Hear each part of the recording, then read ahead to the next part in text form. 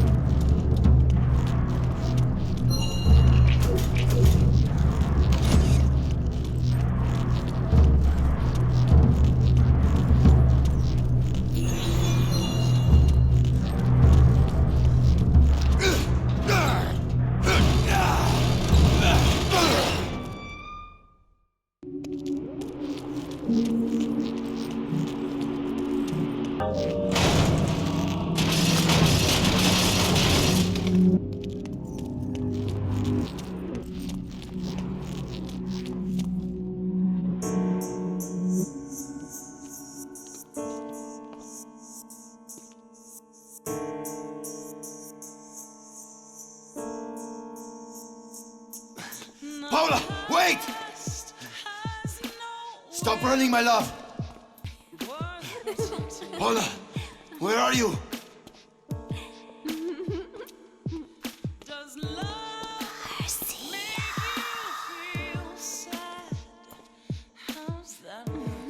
What the fuck? Paula!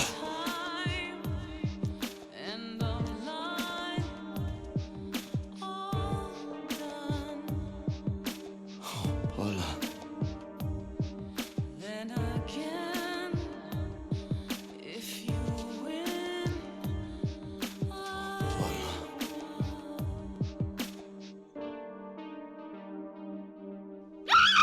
Hijo de puta! That doesn't smell like Paul, unless she stopped showering.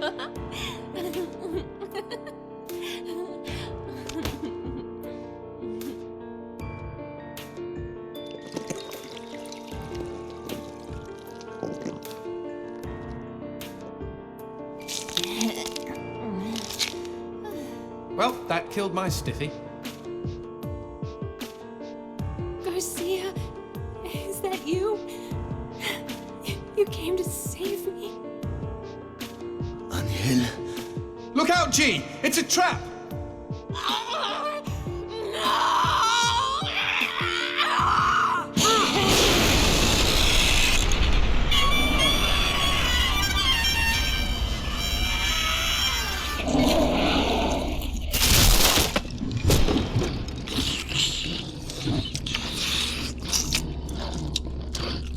What the shit? Demons like men, Garcia. They all try to get inside the prettiest girl. It's sick! These twisted demons! Yes, well, that's the reason I left. Fuck this pendejo!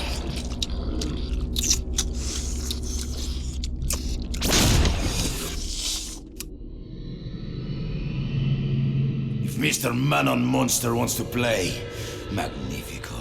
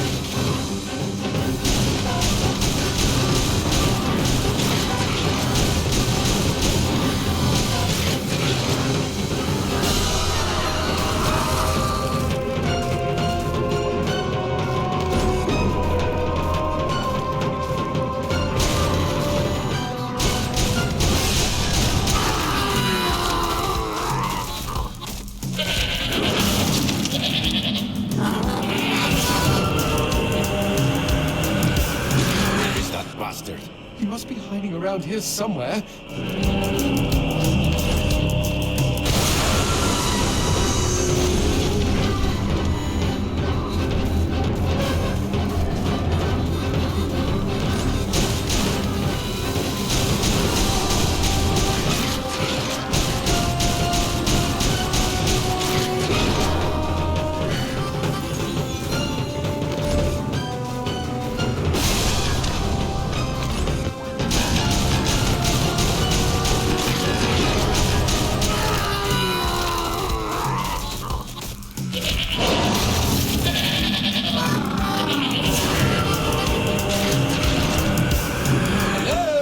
Anybody home? Show yourself, hell monkey.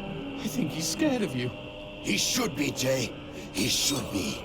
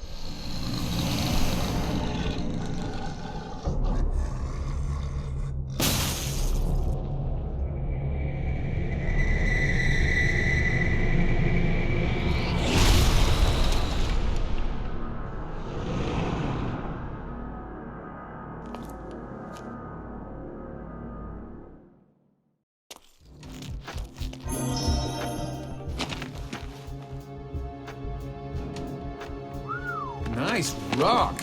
Shove it into my face, G. Trust me, it doesn't mean we're engaged or anything. Might be a tight fit, but okay.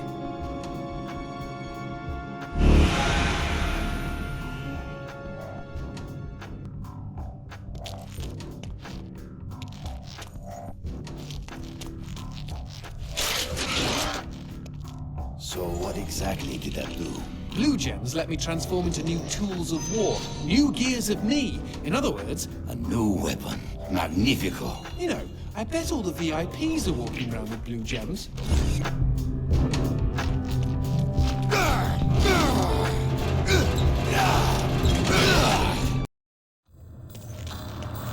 You know I found Paula in a dumpster, right?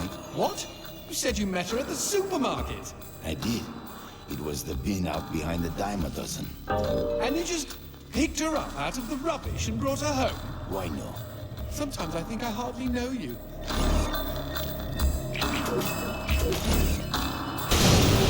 What was that? I don't know, but we've got company, as in lots of. But if they pull up a chair, I would be happy to beat them with it.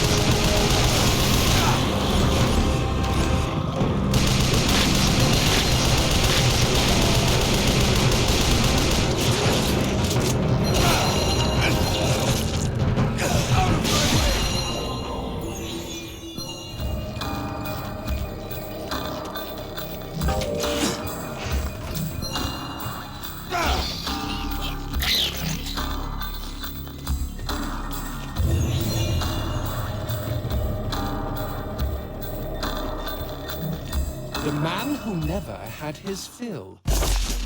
It was a cold and snowy eve. Certainly no night for a man without a home to be walking these grey and endless streets. Inside the pizza parlor, George Reed spun a lively tune on his harmonica. The local children giggled and pointed excitedly at the harmonica man as their parents glowed with approval. His reward would be all the pizza he could eat, 6 pies at least, and a warm bed in one of these folks' homes. He knew they were good for it. But when he tucked in for the night, George had not had his fill. As the years and calories stacked up, most men would have got older and fatter. Yet for all he consumed, George only got thinner as he washed from town to town. Tapeworm. Tonight he plied his trade with some grannies and orderlies in a nursing home. Hoo-ah! His harmonica filled the room with joy. After devouring 3 helpings of pork chops and mashed potatoes, he eyed the plate of the old woman next to him. Juice dribbled down his chin. "Go ahead, Georgie," she said. "You're such a good boy. You shouldn't have to starve." But George had not had his fill.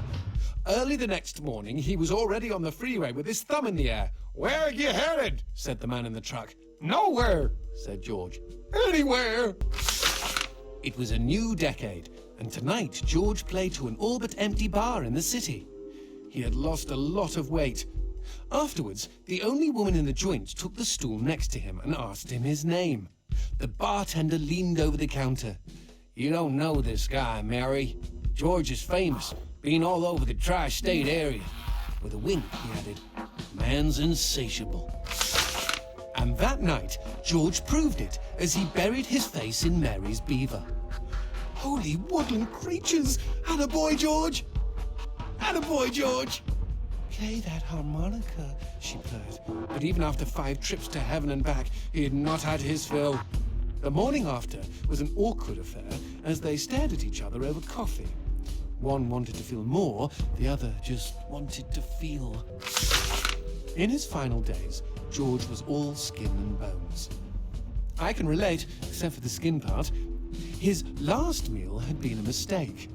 It was on a sidewalk one night in a small suburban town that he came across the boy. Hungrily, and with an agonized grimace, he opened his mouth to beg for help.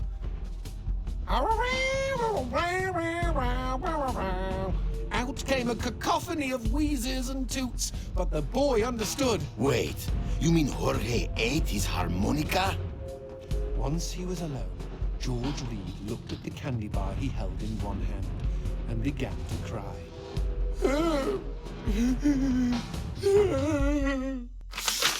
They found George's half-eaten body in a market next town over. In one hand he held a knife, in the other a fork.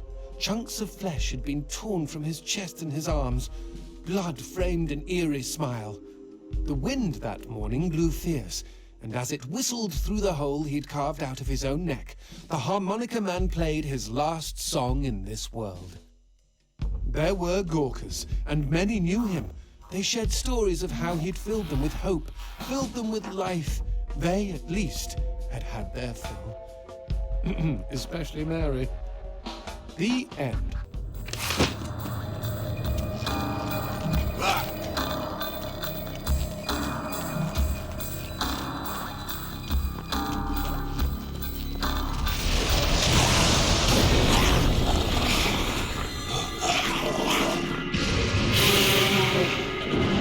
That cheeky imp! He doused our goat!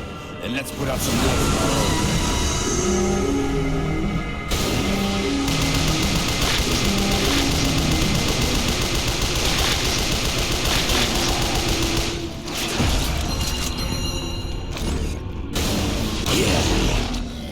Would you kindly bust a cap in those mother fudges before they douse the lights?